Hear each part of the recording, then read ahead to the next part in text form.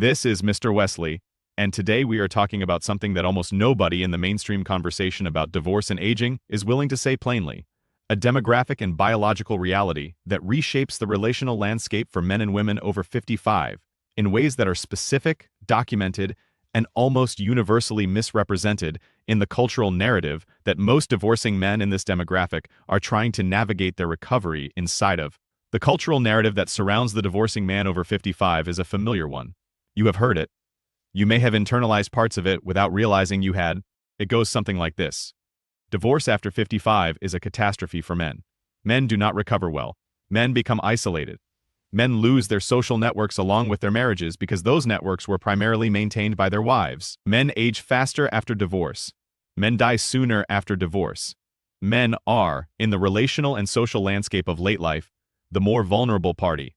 The ones who need the partnership more, who suffer more from its absence, who are less capable of rebuilding and less likely to find genuine connection again. This is the story the culture tells.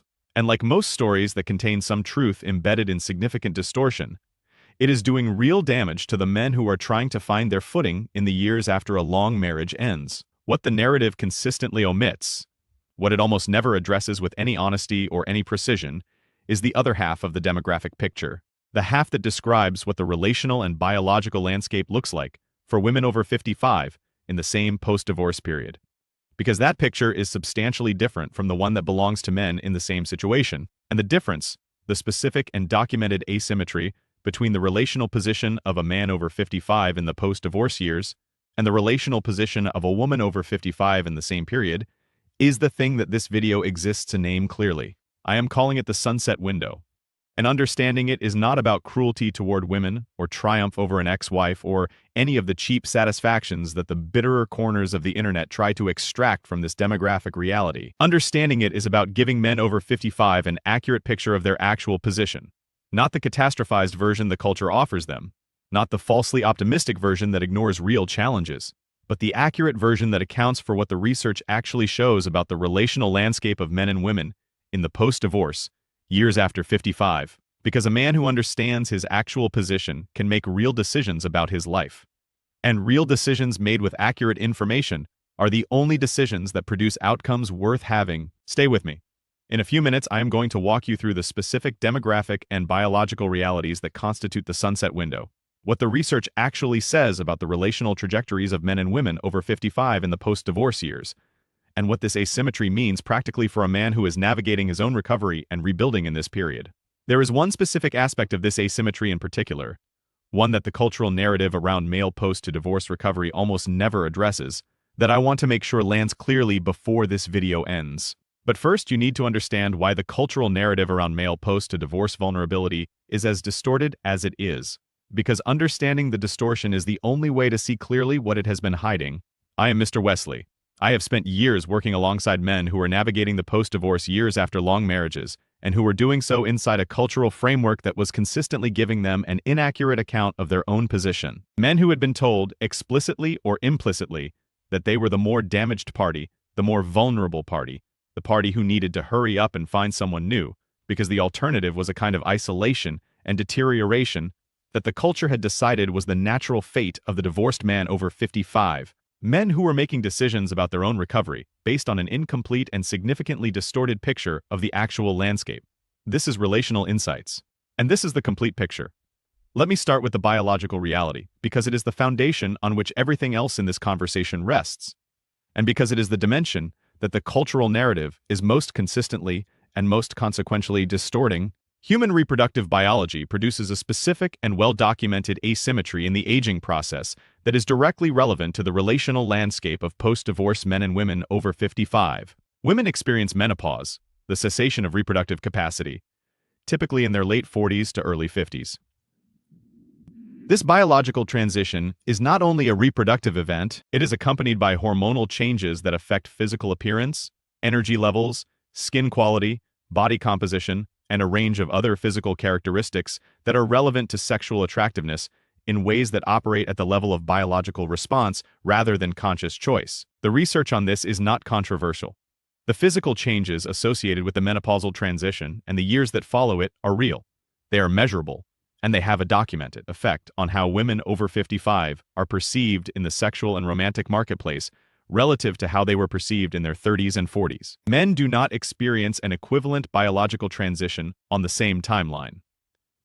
Male testosterone levels decline gradually with age. The research documents approximately a 1 to 2% decline per year beginning in the mid-30s, but the decline is gradual rather than transitional, and its effects on physical attractiveness and sexual viability in the relational marketplace, while real and cumulative over time, do not produce the same kind of distinct before and after shift that the female menopausal transition produces. A man at 60 is physically different from a man at 40 in ways that are real and relevant. But the difference, in terms of its effect on his position in the relational marketplace, is significantly smaller than the equivalent difference for a woman moving through the same age range on the other side of menopause. This biological asymmetry produces a specific demographic reality in the post-55 relational landscape that the research documents with considerable consistency. Men over 55 who re-enter the dating marketplace after a divorce are typically attractive to a significantly wider age range of potential partners than women over 55 in the same situation. The research on age preferences in heterosexual dating consistently shows that men over 50 attract genuine interest from women across a wider age range, including women who are substantially younger than they are, in a way that does not have an equivalent symmetry for women in the same demographic. A divorced man of 60 who is in reasonable health, who has financial stability, who has developed some degree of the emotional maturity and self-knowledge that a long marriage and its ending tends to produce, and who is genuinely interested in building a new partnership, is in a relational marketplace that offers him options that his cultural narrative has consistently told him do not exist. Picture this. There is a man I know, I will call him Patrick, who divorced at 58 after a 26-year marriage. Patrick spent the first 18 months after his divorce in the way that the cultural narrative predicted he would: disoriented, grieving, socially contracted, convinced that his best relational years were behind him and that the landscape ahead was one of progressive isolation, punctuated by the declining health that the statistics on divorced men had told him was his likely fate. He did not date. He did not pursue new social connections with any real intention. He waited, in the passive and defeated way of a man who has believed a story about his own diminishment, and who is living inside the story rather than examining it. At 60, Patrick began to examine the story. He started, tentatively and without great expectation, to re-engage with the social world. He took care of his health with a seriousness he had not brought to it during the marriage. He developed interests that were genuinely his own, rather than the compromised interests of a man organizing his life around a partnership's shared preferences. He worked on the emotional availability skills that he had not had in the marriage, not as a strategy for attracting someone, but because the work of becoming more genuinely present to his own experience and the experience of the people around him turned out to be genuinely rewarding in its own right. And he discovered, with something close to genuine surprise, that the relational marketplace at 60 looked substantially different from what the cultural narrative had led him to expect, that his options were real and various, that women across a wider age range than he had anticipated were genuinely interested in him as a partner, that the combination of his life experience, his financial stability, his developed emotional maturity, and the specific self-knowledge that his marriage and its ending had produced was something that a significant number of women found genuinely compelling. Patrick met someone at 63. She was 51. The relationship he built with her was the most genuinely mutual and most fully developed partnership he had ever been in. Not despite what his marriage had cost him, but in significant part because of what it had taught him. Patrick's story is not universal. It is not a guarantee. Not every man who does the work of rebuilding after a long marriage will find a new partnership, and not every man who finds one will find it as rewarding as Patrick found his. But Patrick's story is also not exceptional in the way the cultural narrative would have predicted it should be. It is representative of a possibility that the narrative consistently obscures, the possibility that a man over 55 who has done the work, who has developed the self-knowledge, who has attended to his health and his emotional development and his capacity for genuine connection, is in a relational marketplace that offers him more genuine options than the story of male post-divorce deterioration would suggest. Now let me describe the other side of the asymmetry. Not with cruelty, not with the cheap satisfaction of a man who is looking for validation of his own position at the expense of genuine understanding, but with the honesty that a complete picture requires. The woman who divorces at 55 or 60 is navigating a relational landscape that is shaped by the specific biological and demographic realities I described above, in ways that produce genuine and significant challenges. The pool of available male partners who are at a comparable life stage, comparable health status, and comparable relational readiness is significantly smaller than the equivalent pool available to a man in the same situation. The biological transitions of the preceding decade have affected her position in the relational marketplace in ways that are real regardless of how any individual woman has aged. And the cultural narrative around female aging, which is simultaneously more aware of these challenges and less willing to address them with specific honesty, does not give most women over 55 an accurate account of the specific and time-sensitive nature of their relational window. This is the sunset window, not a cruel metaphor, an accurate one.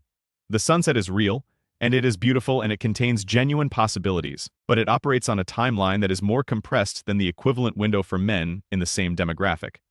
And women over 55, who do not understand the specific nature of their timeline, who proceed as though the relational options available to them in their 40s are still available to them in the same form and on the same terms in their late 50s and 60s, are operating with an inaccurate map of their own position in a way that produces decisions and expectations that the actual landscape will not support. I want to be direct about why I am telling you this and what I am not telling you. I am not telling you this to generate contempt for your ex-wife or for women in this demographic generally. I am not telling you this to encourage the specific and unpleasant form of post-divorce posturing that takes a man's improved relational position as an opportunity for score settling rather than genuine rebuilding. Those responses are cheap, and they produce nothing worth having. I am telling you this because the man who has been given an accurate picture of his actual position, including the genuine advantages of that position, is in a completely different psychological and practical situation than the man who has been given the cultural narrative's version of it. The man who believes he is the more damaged party, the more vulnerable party, the party whose best years are behind him, makes decisions from a position of contracted possibility. He waits, he settles, he accepts less than the landscape actually offers because he does not know the landscape accurately enough to know what it offers. The man who understands his actual position, including the specific and documented ways in which his position in the post-divorce relational landscape is stronger than the cultural narrative suggests, makes decisions from a position of genuine possibility. He invests in himself because he understands that investment has real returns in his specific situation. He approaches his own recovery with the seriousness and the intentionality that his actual opportunities justify. He does not rush. The advantages of his position are not time-sensitive in the same compressed way that they are for women over 55. But he does not wait in the defeated way of a man who has believed a story about his own diminishment.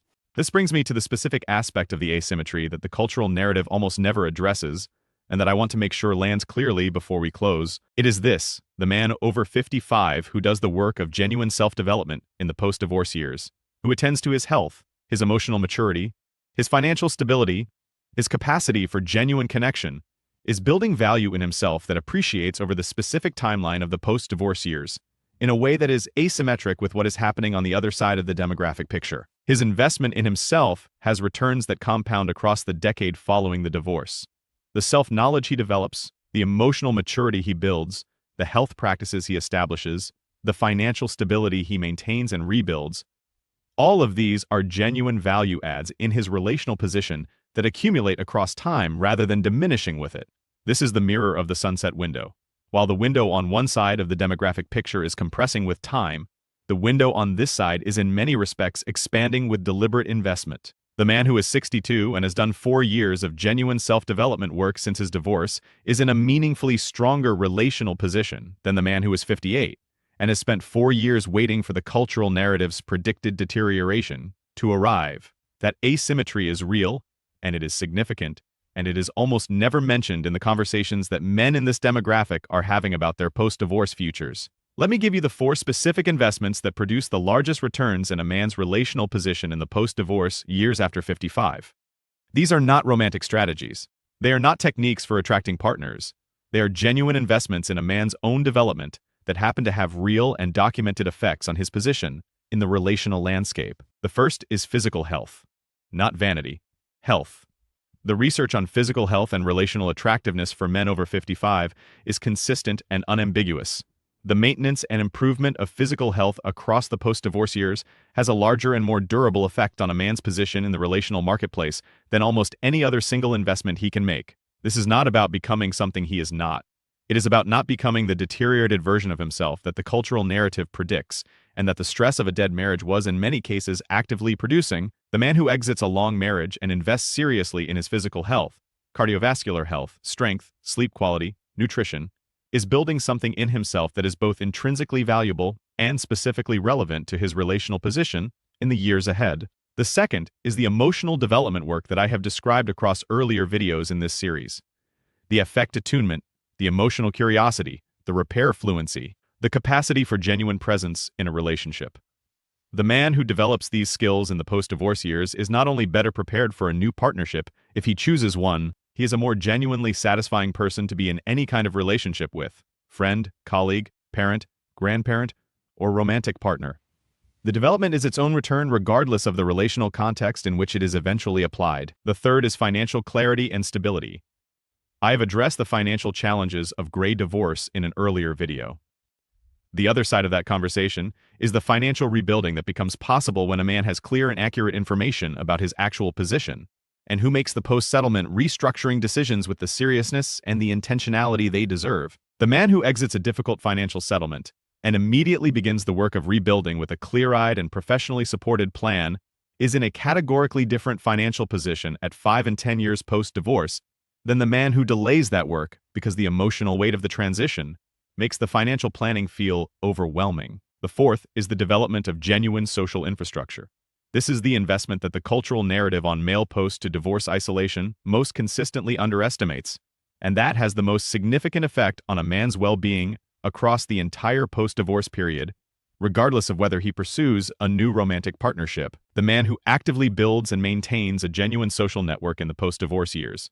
Not the social network that was maintained by his wife and that contracted when the marriage ended, but a network that is genuinely his own, built around his own interests and values and chosen relationships, is the man who is never dependent on a romantic partnership for his primary social sustenance. And the man who is never dependent on a partnership for his primary social sustenance is the man who, if he chooses a new partnership, is choosing it from a position of genuine preference rather than the contracted need of a man who is lonely and who is reaching for a relationship as the solution to a loneliness that a relationship was never designed to solve on its own. I want to close with a frame that I want you to carry out of this video.